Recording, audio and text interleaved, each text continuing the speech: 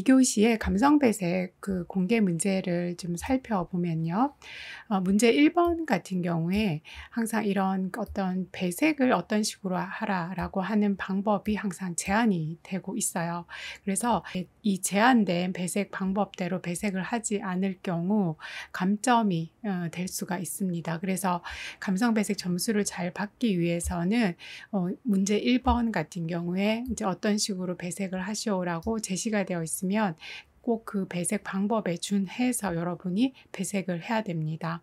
앞서 공개 문제에서도 보았지만 1번 문제에서는 항상 배색 형식 혹은 배색 기법에 관련되어서 제시 조건이 출제가 되고 있습니다. 실기 가이드 교재 색채 조합 파트에서 여러분이 실습을 하면서 다양한 배색 방법들을 익히셔야 됩니다. 이제 첫 번째 보면 이제 동일 색상 배색에 관련되어서 배울 거고요. 뭐 유사 색상 그리고 중차 색상 배색, 대조 색상 배색 이런 식으로 배울 건데요. 교재에 보면 제가 이제 이게 뭐 반대 대조 색상 배색 같은 경우에 산업기사 공개 문제에 3과제 17회 차 1번, 뭐 19회차 1번, 30회차 1번에 이렇게 출제되었다고 이런 이제 시험에 출제된 배색 형식에 관련되어서는 제가 공개 문제에 몇 회차, 몇 번에 출제된 문제다라고 하는 것들을 제가 표시를 해두었어요.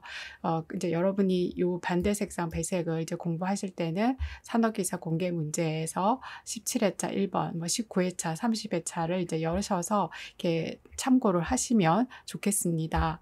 그런데 그 30회 해당되는 문제를 다 여러분이 일일이 열어서 보기에는 너무 시간도 많이 걸리고 힘들잖아요.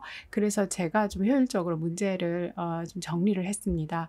그 여러분이 뭐 유사색상, 반대색상, 유사색조, 반대색조, 그리고 유사색상, 유사색조, 반대색상, 유사색조 등 시험에 출제된 그 배색 형식별로 문제를 다 이렇게 분류를 해서 제가 자료를 여러분한테 드리고 있습니다. 반대, 대조 뭐 같은 의미로 사용하셔도 될 것 같습니다. 시험에서는 예를 들어서 반대 색상에 관련되어서 여러분이 이제 배색 실습을 할 경우에 반대 색상에 관련되어서 출제된 문제들, 반대 색상 유사색조로서도 이렇게 출제된 문제들이 있어요. 그래서 이런 문제들을 여러분이 참고로 해서 문제를 꼭 익히셨으면 좋겠습니다. 그리고 비교적 많이 출제된 게 이제 유사색상, 유사색조에 관련된 문제입니다. 그래서 하나, 둘, 셋, 넷, 다섯, 여섯 문제나 이제 출제가 되었는데요. 안녕하세요. 컬러리스트 자격증 독학 합격을 돕는 컬러리스트 김쌤입니다. 본 강의는 김쌤의 컬러리스트 실기 교재와 온라인 강의를 바탕으로 해서 제작되었습니다.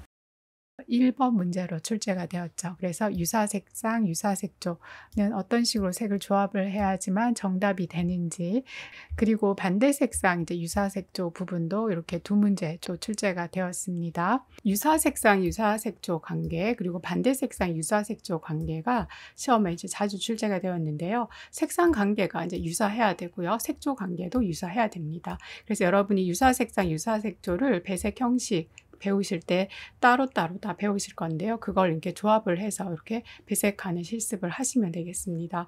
그래서 색상 관계도 초록, 연두, 뭐 노랑, 주황, 빨강, 색상 환에서 이제 유사 관계가 있고요. 색조 관계도 색조 영역 안에서 유사한 이미지가 될 수 있게끔 이렇게 배색을 하면 이러한 예도 유사색상, 유사색조 배색의 예가 될 수 있다라고 보시면 되겠습니다.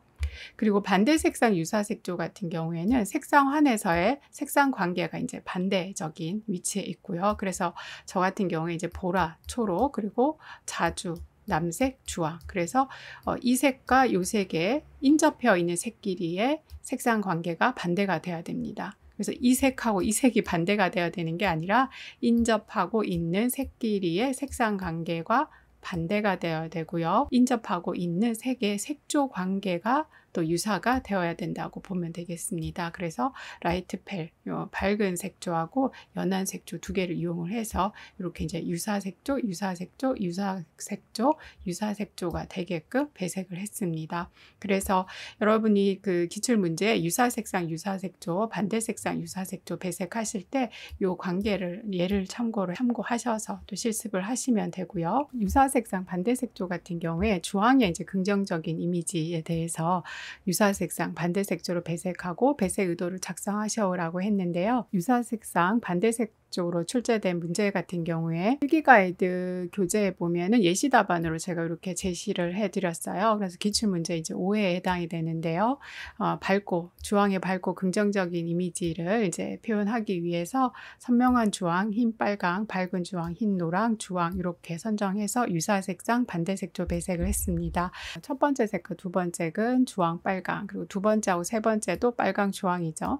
그리고 여기 주황하고 노랑하고 주황, 그래서 요 색 관계들이 다 유사색상이 될 수 있게끔 주황, 빨강, 노랑을 이용을 했고요. 반대색조 이미지를 표현하기 위해서는 선명한 이제 비비드 톤, 그다음 YTC 흰 색조죠. 그리고 밝은 색조를 이용을 해서 이렇게 표현을 했습니다.